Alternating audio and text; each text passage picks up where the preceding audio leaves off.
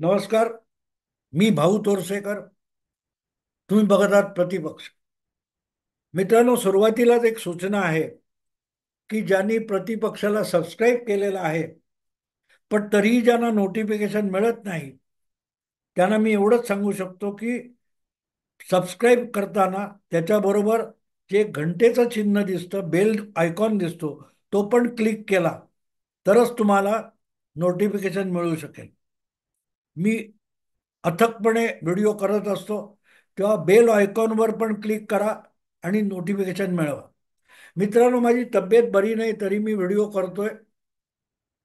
आणि आजचा विषय माझा जो आहे हा विधानसभा निवडणुकीचे निकाल लागल्यानंतर महाविकास आघाडी म्हणून काम करणाऱ्या विरोधी पक्षातल्या ज्या तीन पक्षांची धुळधाण उडालेली आहे, त्यातून सावरण्यासाठी त्या पक्षांनी काय करावं हे सांगण्याचा माझा हेतू आहे.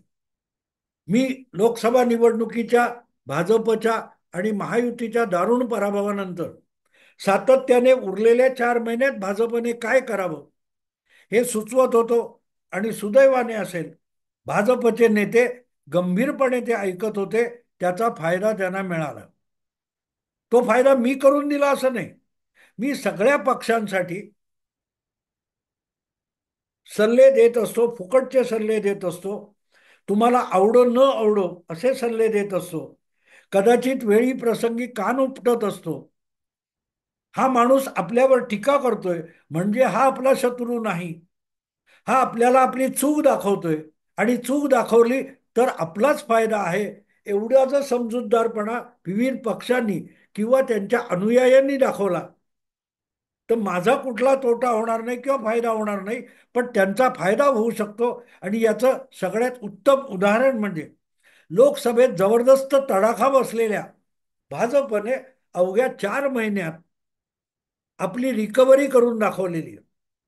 तुम्ही चुकलात कुठे? मला एक गोष्ट आठवते. ज्या वेळेला लोकसभेचे निकाल लागले आणि मला सुद्धा ते अनपेक्षित होते, कारण मी भारतीय जनता पक्षाचा समर्थक आहे, हे मी कधीही लपवलेलं नाही. आणि भारतीय जनता पक्षाची जी कार्यशैली आहे, कार्यपद्धती आहे, त्यानुसार अशा परिस्थितीत ते काय करतील हे मला माहिती होतं. आणि त्या आधारावर मी सुद्धा भाकीत केलं होतं की मोदी तिसऱ्यांदा पंतप्रधान होतील आणि मोदी भाजपला तिसऱ्यांदा प्रचंड बहुमत मिळवून देतील. माझा अंदाज चुकला. मी पुस्तक लिहून तपशीलवार सांगितलं होतं तरीही चुकला. आणि याचं कारण मी वारंवार सांगत असतो की शेवटी भविष्य किंवा अंदाज हे ज्यांच्याविषयी असतात, ती माणसं कशी कुठच्या परिस्थितीत वागतील याच्या आधारावर भाकीत केलेलं असतं. मी नेहमी क्रिकेटचं उदाहरण देतो. गावस्कर असेल, सचिन तेंडुलकर असेल, महेंद्रसिंग धोनी असेल किंवा विराट कोहली असेल, रोहित वर्मा काय शर्मा असेल, हे उत्तम बॅट्समन आहेत. हे कुठच्या वेळेला कशी बॅटिंग करतील याचा अंदाज बांधूनच ते काय पराक्रम करू शकतात यावर भाकितं केली जातात. पण त्या दिवशीच्या आणि त्या सामन्यामध्ये जर त्यांनी त्या प्रकारचा खेळ केला नाही तर वर्तवलेली भाकीतं तोंडघशी पडतात, चुकतात. आणि म्हणून भाकीत वर्तवणारा चुकीचा असतो असं नाही.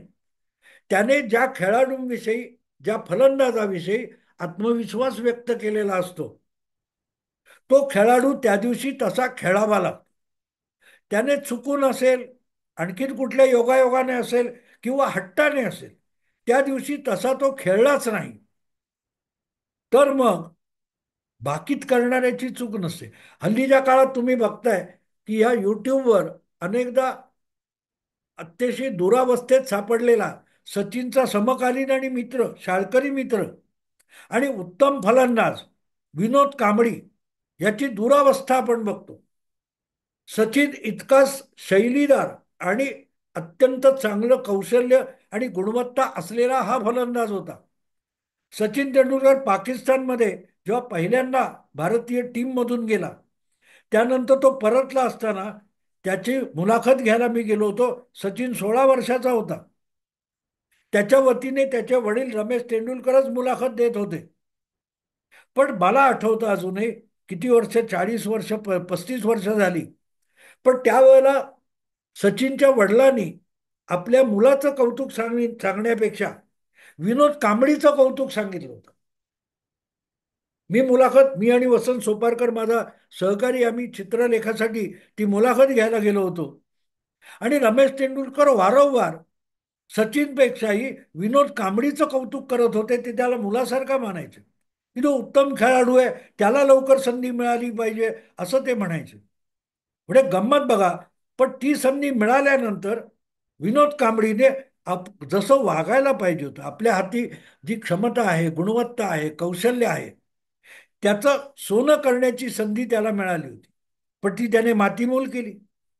मुद्दा असा की प्रत्येकाकडे एखादा नेता असो, एखादा खेळाडू असो, एखादा कलावंत असो, त्याची जी क्षमता असते त्या क्षमतेच्या आधारावर त्याचं मूल्यमापन केलं जातं, मूल्यांकन केलं जातं. आणि हा पुढल्या काळात काय करू शकेल असं भविष्य वर्तवलं जातं. तेच राजकारणात सुद्धा असतं. राजकारणात एका बाजूला तुमची गुणवत्ता आणि क्षमता, अधिक तुम्हाला मिळालेली संधी आणि तुमच्या भोवतालची परिस्थिती, याचा एकत्रित समन्वयाने विचार करून तुमच्याविषयी भाकीत किंवा भविष्य केलेलं असतं. मला आठवतं 2019 साली जेव्हा जनतेने दिलेला कौल पायदळी तुडून उद्धव ठाकरे यांनी महायुती मोडली आणि मुख्यमंत्री व्हायला जनतेने नाकारलेल्या काँग्रेस आणि राष्ट्रवादी या पक्षाबरोबर उद्धव ठाकरे गेले. त्यानंतर 2 महिन्यांनी बाळासाहेब ठाकरे यांचा जन्मदिवस होता 23 जानेवारी 2020. अक्षय भाटकर नावाचा एबीपी माझाचा रिपोर्टर माझी मुलाखत घ्यायला आला होता, माझ्या घरी आला होता.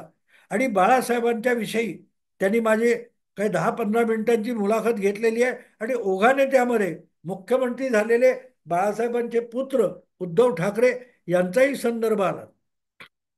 मी त्यावेळेला भविष्य केलं होतं की उद्धव ठाकरे यांना राजकारणाचा, प्रशासनाचा अजिबात अनुभव नाहीये. सरकार कसं चालवतात, प्रशासकीय अधिकार तुमच्या हाती येतो, तो कसा राबवायचा असतो. एका बाजूला संसदीय आणि दुसऱ्या बाजूला प्रशासकीय असे दोन अधिकार तुमच्या हाती आले आणि त्यातला तुम्हाला किंचितही अनुभव नसेल तरीही तुम्ही अपयशी व्हाल असं ठामपणे सांगता येत नाही. आणि मी मुद्दाम तेव्हा, मला आठवतं त्या मुलाखतीत, तुम्हाला युट्यूबवर ती मुलाखत अजूनही मिळू शकेल. अनुभव नाही, कधी निवडणूक लढवली नाही, आमदार झाले नाही किंवा मंत्री सुद्धा झाले नाही, एवढ्या कारणासाठी उद्धव ठाकरे मुख्यमंत्री म्हणून अपयशीच ठरतील अशी गॅरंटी कोणीही देऊ शकत नाही. ते यशस्वी पण होऊ शकतात, देव जाणे. आणि मी मुद्दाम उदाहरण दिलं होतं की नरेंद्र मोदी 2001 मध्ये कुठलीही निवडणूक न लढवणारा उद्धव ठाकरेंसारखा राजकारणी नेता होता. भाजपमध्ये दीर्घकाळ काम केलेला, 15 वर्ष पक्ष संघटनेमध्ये संघटनेचं काम केलेला नरेंद्र मोदी नावाचा तरुण, हा एक दिवस अचानक पक्षाने ठरवलं की याला गुजरातचा मुख्यमंत्री करायचा.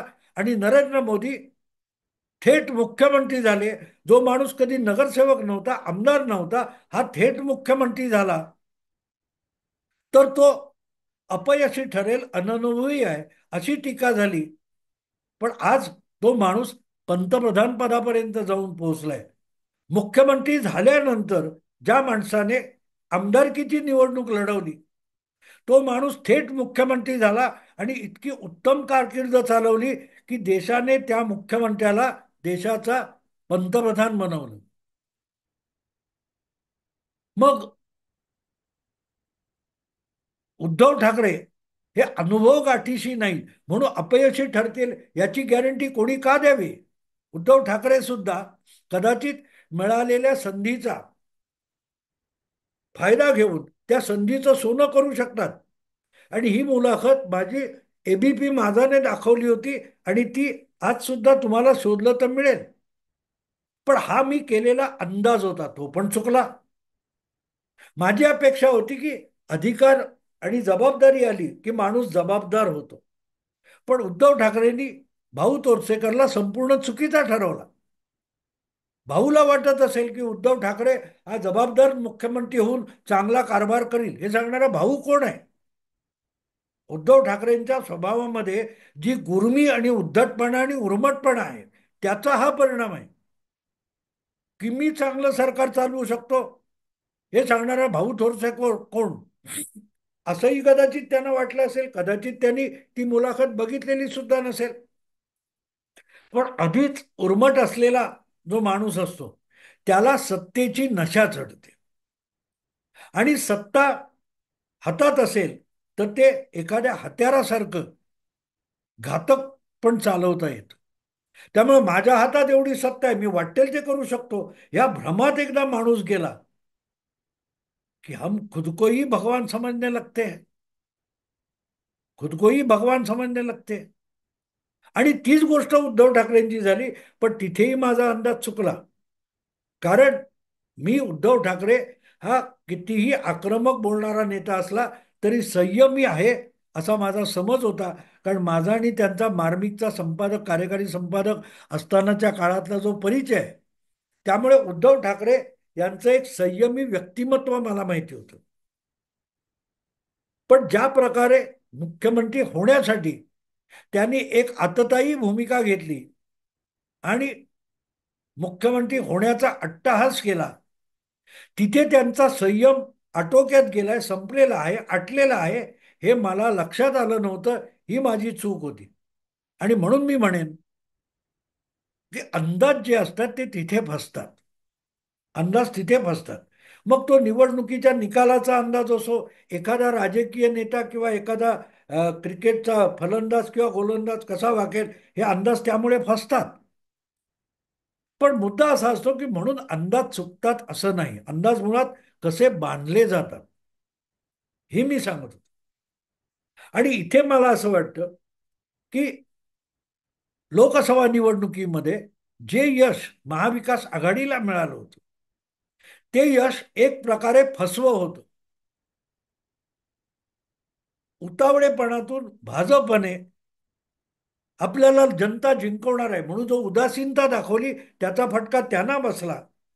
तर ही शेवटची संधी आहे म्हणून जेवढा आटापिटा करता येईल तेवढा महाविकास आघाडीच्या नेत्यांनी केला. त्याचा त्यांना जो निसटता फायदा, थोडंसं मतदान वाढून झाला, तो भाजपला महागात पडला आणि महाविकास आघाडीला पथ्यावर पडला होता. पण तिथेच सगळी गडबड होते. तिथेच सगळी गडबड होते. ज्या वेळेला तुम्ही आपल्याला कसला फायदा मिळालाय याचा विचार करत नाही आणि लॉटरीला तुम्ही अधिकार समजून बसता, तिथे गल्लत होते. आणि महाविकास आघाडीची सगळी गल्लत तिथे झाली. लोकसभेची निवडणूक होती. लोकसभेच्या निवडणुकीला ओवायसी, समाजवादी पक्ष, वंचित बहुजन आघाडी हे सगळे लढतीमध्ये नव्हते. आणि ते लढतीमध्ये नसल्यामुळे यांना पडायला मत देण्यापेक्षा मी जर भाजपचा विरोधक आहे तर भाजपला पाडू शकणाऱ्या उमेदवाराला, पक्षाला किंवा आघाडीला मत देतो, म्हणून यांचा मतदार बऱ्याच अंशी हा महाविकास आघाडीकडे गेला होता. तो महाविकास आघाडीचा हक्काचा मतदार नव्हता. जो समाजवादी, ओवायसी किंवा वंचित बहुजन आघाडी, तो म्हणाला असेल की यांना पडायला मत देण्यापेक्षा भाजपला मला पाडायचंय आणि त्यासाठी समाजवादी पक्ष किंवा ओवायसी, तर मी भाजपला पाडू शकणाऱ्या उद्धव ठाकरेंना, शरद पवारांना किंवा काँग्रेसला मत देतो. तेव्हा ही मतं महाविकास आघाडीच्या 3 पक्षांकडे वळणं हा योगायोग होता. त्याला लॉटरी म्हणतात, तो हक्क नाही. तो तुम्ही हक्क समजून बसलात की गल्लत होते. कोणाकडून तुम्ही उचली कुठची तरी वस्तू आणलेली असते, तुम्हाला तात्पुरती दिलेली असते, पण एकदा ते काम संपलं की ज्याची वस्तू आहे त्याला ती परत द्यायला लागते. ती त्याला परत न देता तुम्ही ती आपली समजून बसलात आणि तो मागायला आला की एक तर तुमचा अपमान होतो किंवा तुमचं भांडण होतं. नेमकं तेच लोकसभा आणि विधानसभेमध्ये झालं. विधानसभेला महाविकास आघाडीची मतं ही जवळजवळ 8-9% घटली. त्याचं कारण त्यांना लोकसभेत जे स्पर्धेत नाहीत अशा पक्षांची, छोट्या छोट्या पक्षांची भाजप विरोधातली जी मतं मिळाली होती ती विधानसभेच्या वेळेला त्या त्या पक्षाकडे परत गेली. आणि तेवढी घट आपोआप महाविकास आघाडीच्या विधानसभेच्या उमेदवारांच्या मतामध्ये झाली. आपोआप तेवढा फायदा भाजपला मिळाला, महायुतीला मिळाला, किंवा महायुतीला अशी कुठची मतं फारशी राज ठाकरे सोडून, मनसे सोडून मिळालेली नव्हती. बाकी तर मित्रांनो तिथे फसतात. जसं आमचं बाकीत होतं तसं त्या त्या पक्षाने आपापले अंदाज बांधलेले होते की लोकसभेला इतकं मिळालं, इथे तसंच मिळेल. आत्ता असं काय बदललंय? तर परिस्थिती बदलली. लोकसभेची परिस्थिती अशी होती की समाजवादी पक्ष त्या लोकसभेच्या मोठ्या मतदारसंघामध्ये, ओवायसीचा पक्ष, हे स्पर्धेतच नव्हते. पण विधानसभेचे मतदारसंघ छोटे होतात, त्या स्पर्धेत हे लोक होते. आणि अशा मतदारसंघात महाविकास आघाडीला फटका बसला.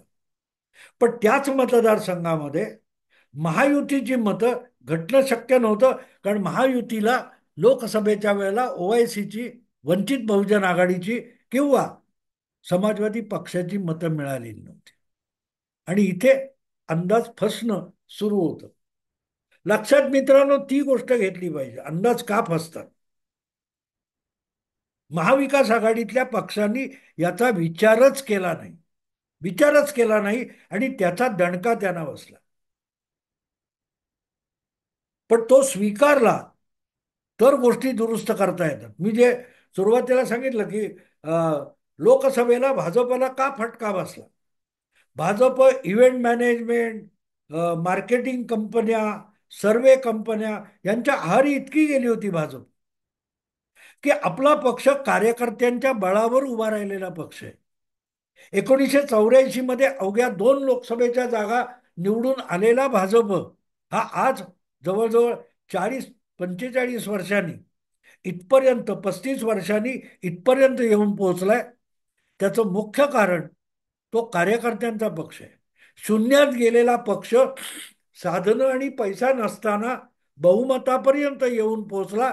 त्याचं कारण तुमची पाळंमुळं कार्यकर्त्यांच्या रूपाने समाजात रुजली आणि गुंतली. त्या कार्यकर्त्याकडे भारतीय जनता पक्षाने गेल्या 5-10 वर्षामध्ये हळूहळू करत साफ दुर्लक्ष केलं.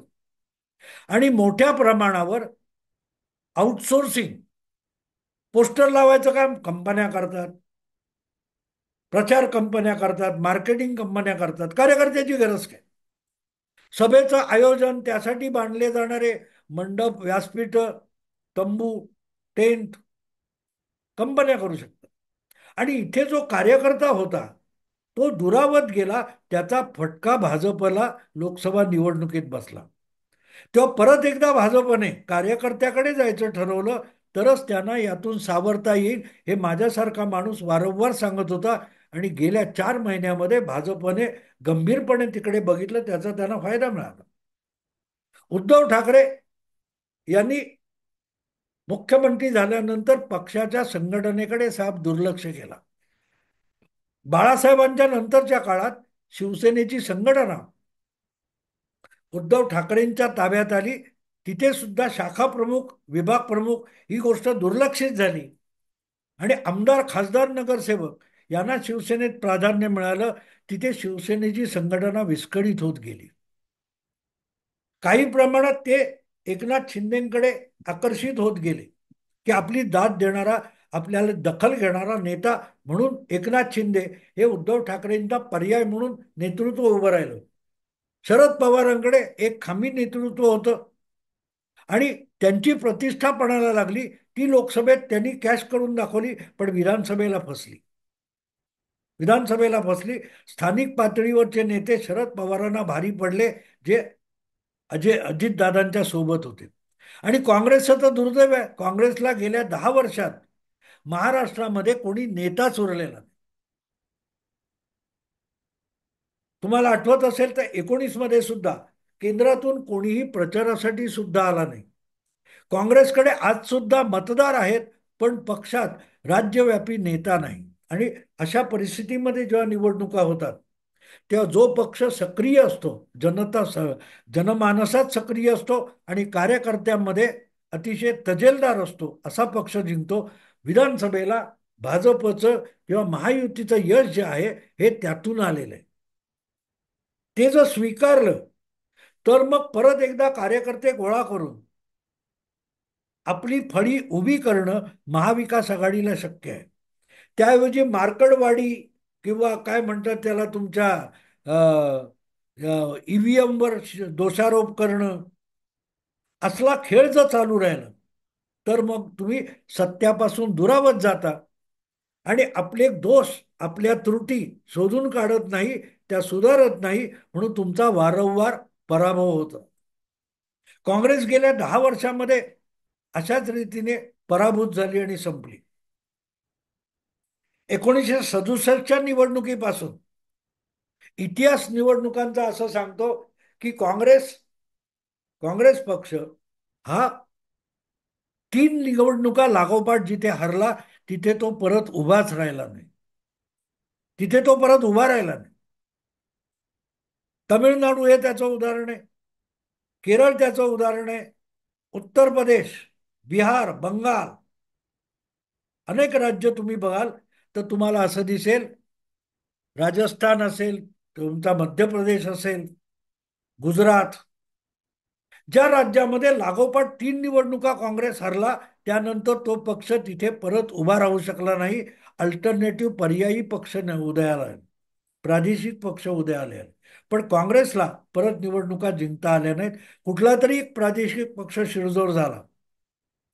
90 नंतर, 95 नंतर काँग्रेसला गेली 29 वर्ष गुजरातमध्ये सत्ता मिळवता आली नाही. गेल्या लागोपाठच्या 3 निवडणुकांमध्ये काँग्रेसला महाराष्ट्रात लोकसभेचा अपवाद सोडला तर 1 नंबरचा पक्ष होता आला नाही महाराष्ट्र.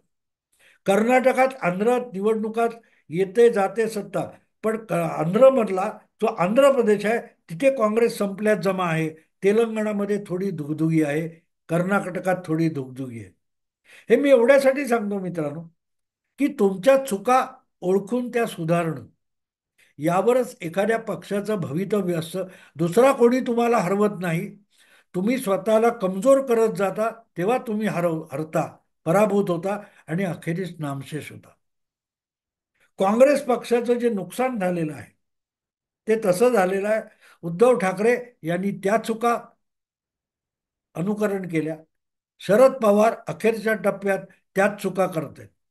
तर आता काय होतं बघू. मी इथेच थांबतो. आवडलं लाईक करा, शेअर करा आणि प्रतिपक्षाला सबस्क्राईब करा. त्याच्याबरोबरच त्या घंटेचं जे चिन्ह आहे, बेल आयकॉन आहे, त्याला पण क्लिक करा. नमस्कार.